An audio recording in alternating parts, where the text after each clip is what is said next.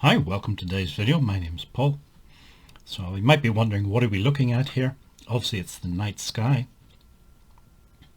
and you can see some clouds down near the horizon there. But in between the gaps in the clouds you can see these sort of bright bluish white patches. Those are actually also clouds, but they're a different kind of cloud. They're called NLCs, or noctilucent clouds, and they form high up in the atmosphere, in the mesosphere. And you can see in this image, the bottom left hand corner, the normal cloud, which is dark, and then beside it and above it these clouds, these wispy clouds that appear to glow sort of bluish white color.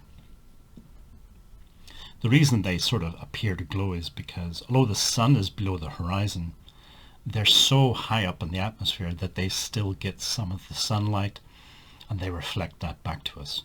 Therefore we can see them. They're not that common. You can only see these NLCs for a few weeks of the year around the sort of summer solstice, at least if you're in the northern hemisphere. So sort of mid-May through to about mid-July is really the little window that you have to see these things. And then I guess if you're in the southern hemisphere, again sort of midsummer, so late November through to early January, I guess. It also helps, of course, if you live outside of a big city, a smaller town or the countryside. It's easier to see these things. They're quite rare, and you don't always see them, not every year, even though I look for them every year. So if you're in the northern hemisphere and you're watching this video soon after I upload it onto YouTube, you can watch out for these things at night. Usually before midnight you can see these things appearing. But you might be wondering, what has this got to do with art? And in a way it depends on what inspires you. Either it has absolutely nothing to do with art, or it has everything to do with art. And for me it has everything to do with art, because my main inspiration is the natural world, including the sky. And I've always been fascinated by the sky, by clouds, and you can see different shapes, of course, in clouds and things like that. And also by the night sky. I've always loved the night sky. When I was about maybe 9, 10 years old, I borrowed a book from the local library and taught myself all of the different constellations of the sky, so I could go outside and find the North Star, or find different constellations and recognize some of the brighter stars and things. And again, if you have a chance to do that and you live outside of big cities and you can actually see the night sky, it's something that I recommend doing. It does give you a connection with the sky that most people don't have. Most people cannot recognize the different stars, or name the stars or the constellations.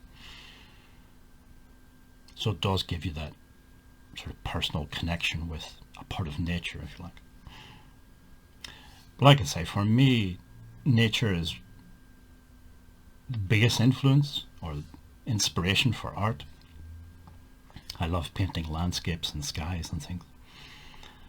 So yeah, that's just why I included it at the start of this video. I thought it might be of interest to some people. It might be something new as well to some people.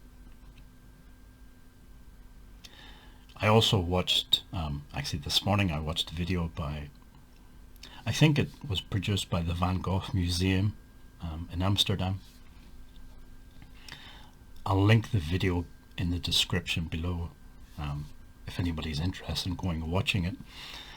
The video itself is the English artist David Hockney, and he's talking about Van Gogh.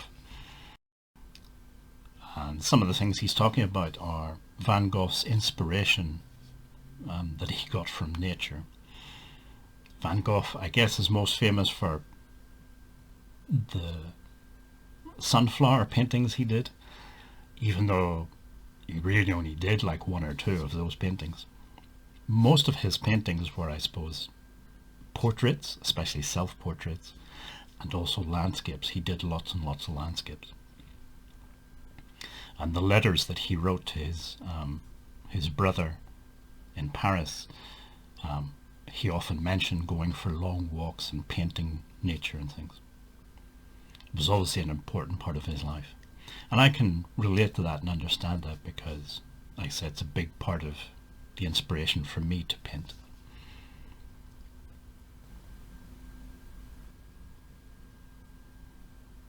So in terms of materials and paints I'm using, if you've watched any of my videos before, you'll know this, but anybody new, I guess, the main colors are the cadmium yellow.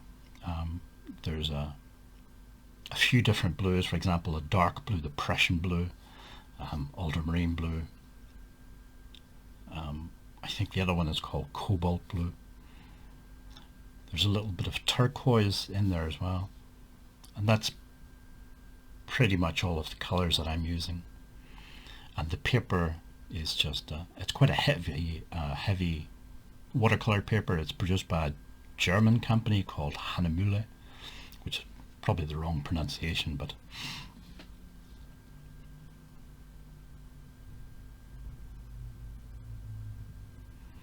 this then is a scan of the painting. I like to scan the paintings just because it brings out the colors and the details better. The camera that I have doesn't really bring out those colors and details as well. So I was happy enough with this painting. It was quite a loose painting, especially in the bottom half there, the foreground, and the sky was a bit looser and things. But I like the different shapes and things, the effects that you can get with watercolor that you can't really get with other mediums, I think. Okay, so short video today. I will be uploading another video in a few days' time on Saturday. If you'd like to subscribe, just click on the big red subscribe button below, and hopefully see you in Saturday's video.